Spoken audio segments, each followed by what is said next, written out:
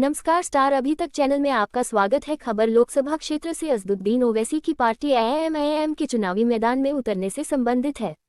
राजमहल लोकसभा की जंग में असदुद्दीन ओवैसी की पार्टी एआईएम ने भी नामांकन के अंतिम दिन मंगलवार को पर्चा दाखिल किया है। एआईएम पार्टी के उम्मीदवार पॉल सोरेन एवं द्वितीय पार्टी दाऊद मरांडी ने पर्चा दाखिल किया है। इस संबंध में पार्टी उम्मीदवार पॉल सोरेन ने कहा कि अब तक झामुमो एवं भाजपा के सांसदों के द्वारा राजमहल के विकास के लिए कुछ नहीं किया गया है। उनकी पार्टी आदिवासी एवं अल्पसंख्यक के कल्याण के लिए काम करेगी। वहीं एआईएम के झारखंड प्रदेश अध्यक्ष मोहम्मद शाकिर ने बीजेपी की बी टीम कहे जाने पर कहा कि विरोधी उनके बारे में गलत बयानी कर उन्हें बदनाम करते हैं।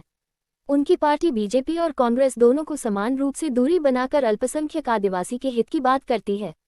दोनों नेताओं ने नामांकन के बाद क्या कहा, चलिए सुनते हैं। रिपोर्ट प्रवीण कुमार, स्टार अभी।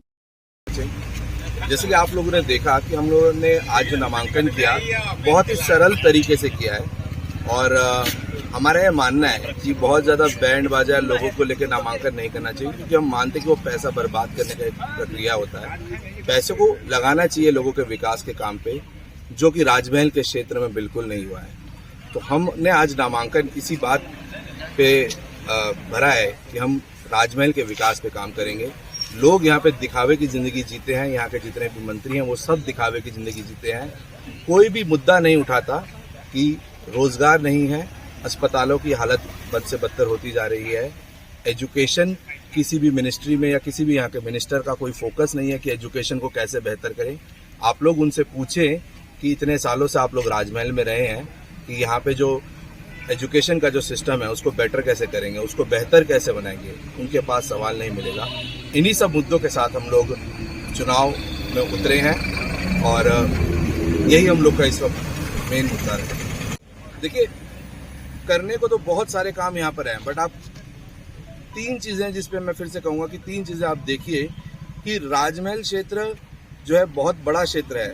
यहाँ पे जितने स्कूल होने चाहिए उतने स्कूल नहीं हैं, जितने अस्पताल होने चाहिए उतने अस्पताल नहीं हैं। और हम ये नहीं कह रहे कि बनाया नहीं जा सकता, बनाया जा सकता है। और यहाँ पे जितने भी नेता हैं वो आज के नेता नहीं हैं।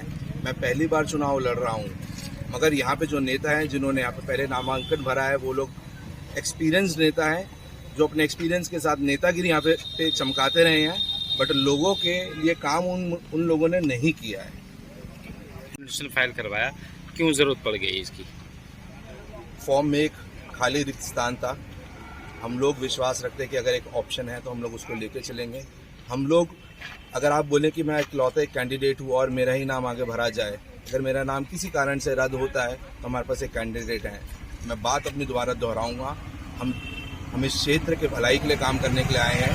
हमको इससे कोई मतलब नहीं कि पॉल सोरेन इस वक्त चुनाव लड़ेगा या नहीं लड़ेगा। अगर दाऊद मरांडी जी को भी मौका मिलेगा तो तभी हम इन्हीं मुद्दों पे काम करेंगे। हमारी पार्टी के कार्यकर्ताओं को डिमोरलाइज करने के लिए, डिफेम करने के लिए, डिस्करेज करने के लिए, हतोत्साहित करने के लिए, हमारे हौसले और अज़्म को तोड़ने के लिए इस तरह की कॉन्स्पिरेसी नॉनसेंस इल्ज़ामात हैं, बेसलेस इल्ज़ामात हैं, बेबुनियाद इल्ज़ामात हैं, इनमें कोई सच्चाई नहीं है। तो आप किन किन क्षेत्रों में चुनाव लड़ रहे हैं इस बार पूरे राज्य में? पूरे राज्य में 2 लोकसभा क्षेत्रों में, एक पहला आप देख रहे हैं राजमहल और दूसरा जस्ट इससे से सटा हुआ गोड्डा लोकसभा। वहाँ भी हमारे प्रत्याशी ने आज अपना नामांकन सफलतापूर्वक दाखिल कर दिया। अपने सफलता के प्रति कितना आश्वस्त हैं आप? हम 100% से ज़्यादा अगर कहा जा सकता है, दिल में तो आता है कि मैं आपको बरमला और बिला झिझक कह दूँ कि 500% हम इंशाल्लाह ये सीट जीतने जा रहे हैं। दुनिया की कोई ताकत से रोकने नहीं जा रही है। और मैं बता दूँ क्यों जीतने जा रहे हैं। लोबिन हेम्ब्रम साहब भाजपा समर्थित उम्मीदवार हैं। भाजपा के डमी कैंडिडेट के रूप में ताला मरांडी साहब उम्मीदवार हैं। आपको पता है, आप जर्नलिस्ट हैं, खुफिया रिपोर्टें आपके पास रहती हैं कि सारी फंडिंग हो रही है। बाबूलाल मरांडी साहब जब साहबगंज आए थे, उनकी गुप्त मीटिंग हुई थी लोबिन हेम्ब्रम साहब के साथ। पूरी तरह सब और क्षेत्र के लोग पूरी तरह जान रहे हैं हमारी लड़ाई बीजेपी से या जेएमएम से। आज तो हमारे नामांकन के बाद विजय हांसदा जी और ताला मरांडी जी तीसरे और चौथे नंबर के लिए कंटेस्ट करेंगे। हमारी लड़ाई डायरेक्ट लोबिन हेम्ब्रम साहब से है, जो बीजेपी समर्थित उम्मीदवार हैं। लोगों में इस बात की चर्चा है का जो कार्यकाल रहा, और 10 साल इनके बेटे विजय हांसदा साहब जो निवर्तमान सांसद हैं, तो उन तमाम तबके के लोग निराश हैं, मायूस हैं, कोई काम नहीं। 16 क्वेश्चन करता है ये आदमी संसद में, आप अंदाजा लगाओ। जहाँ तकरीबन 600 क्वेश्चन करना है, 16 क्वेश्चन का सुनने हम लोगों ने तो सुना भी नहीं कभी।